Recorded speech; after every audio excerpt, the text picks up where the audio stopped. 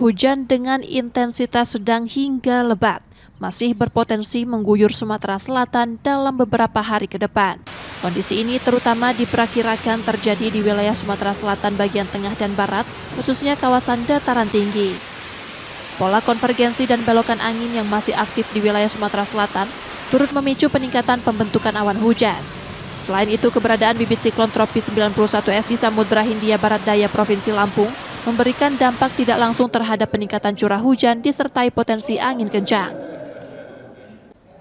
Wilayah Sumatera Selatan bagian tengah maupun bagian barat dataran tinggi ini masih cukup tinggi ya intensitasnya, antara intensitas sedang hingga lebat, khususnya di wilayah Musirawas Utara, kemudian Oku Selatan, Muara Enim, termasuk yang sebagian Palembang meskipun didominasi oleh beberapa hujan dalam waktu atau durasi yang cukup pendek barangkali itu.